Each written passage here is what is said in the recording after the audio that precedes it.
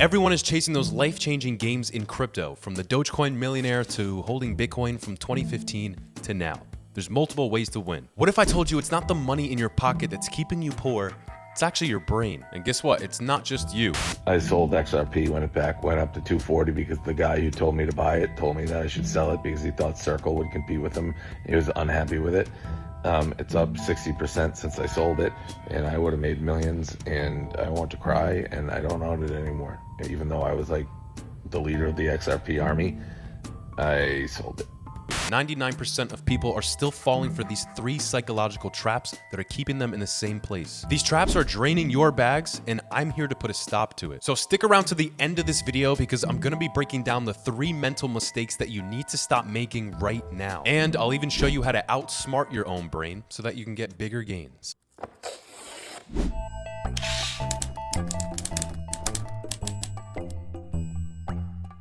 Welcome to the Coin Zone, where we uncover the hidden truths behind crypto and money. Today, we're diving into 3 psychological traps keeping you poor in crypto. First up, unit bias. What does that mean? Well, unit bias is the sneaky voice in your head that's telling you you need to own 10,000 of these tokens and not 0.00001% of Bitcoin. It's the exact reason why people buy some random meme coin instead of buying a fraction of Bitcoin or ETH. In July of 2025, I've seen countless posts on X about newbies running into the next 100x crypto. Whatever the latest and greatest meme coins are, these guys are running to them and collecting them like Pokemon cards. Why does this matter? Well, unit bias basically tricks you into believing that these smaller coins are a better opportunity than something like Bitcoin or Ethereum. In reality, price per coin means absolutely nothing without fundamentals. In 2021, Dogecoin's unit bias sparked a 50x run. However, for every Doge, there's 100 crash and burn projects that people are running all into. Meanwhile, during these same time periods, Bitcoin was at 60,000,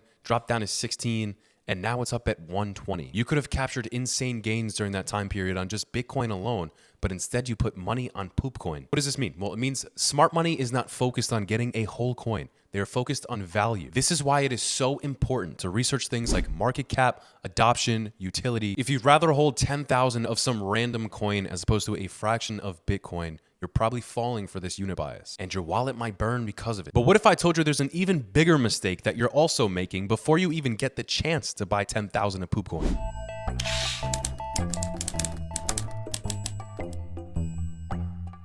Have you ever thought about something for so long that at the end of the day, you just failed to make a decision on it? Yeah.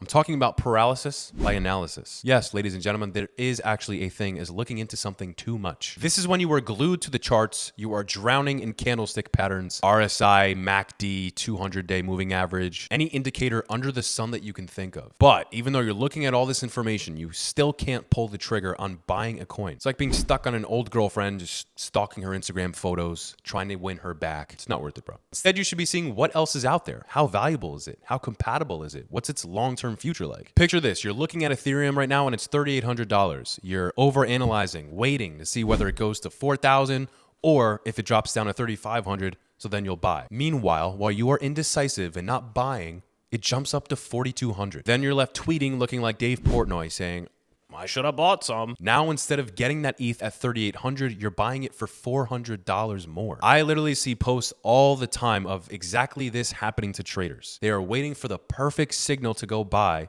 and then the coin shoots up. You can even say the same thing about real estate investors, wanting to time the market and get in when the price of the house drops a little bit. Meanwhile, someone either bought the house or it went up already. Here's the golden rule.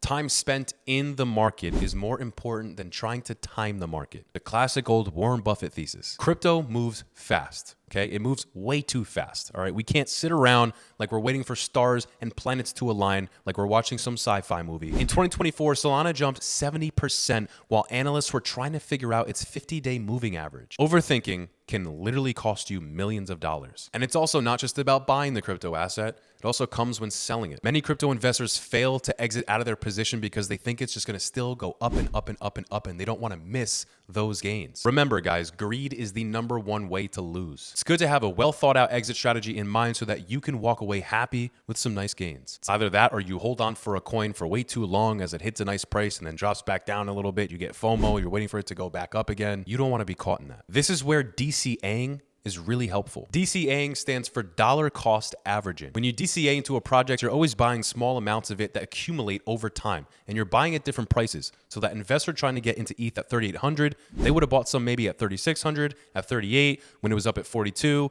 maybe some again when it dropped back down to 4,000. And you can also DCA out of that position as well. It's a method that helps you get a better entry or exit price, and it also helps to remove the biggest barrier that is blocking you from creating wealth, and that is trading on emotion. Speaking of which, I've saved the biggest trap for last.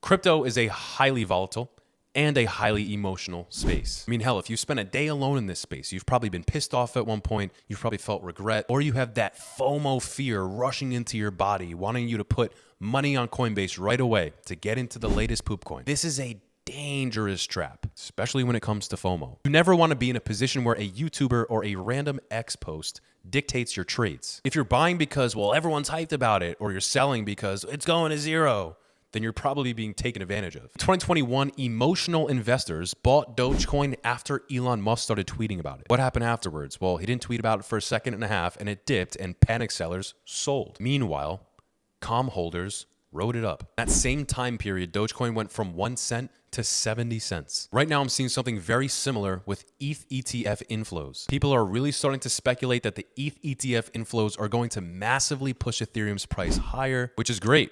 Good speculation, honest speculation. But again, chasing hype with zero plan could easily result in a loss. Emotional investing makes you buy high and sell low. This is the exact opposite of what you actually want. CoinGecko shows that in 2022, 60% of investors traded at a loss because they were scared. Meanwhile, on the opposite end of the spectrum, disciplined investors bought some, and now they are very well positioned right now in 2025. Stop seeking validation from X or YouTube gurus and build your own strategy. Guys, most of us here are here for the long term. If you're looking at charts all day, trying to determine whether you should buy or you should sell, you're just looking for validation, hoping that the markets will justify your buying or your selling decision. So being highly emotional and seeking external validation is a recipe for disaster. True validation comes from holding coins that you actually believe in. That is why it is so important to do your own research and to have a long-term mindset. So if you actually want to win, you cut out these 3 psychological mistakes, cut out all the noise and all the FOMO, and you find projects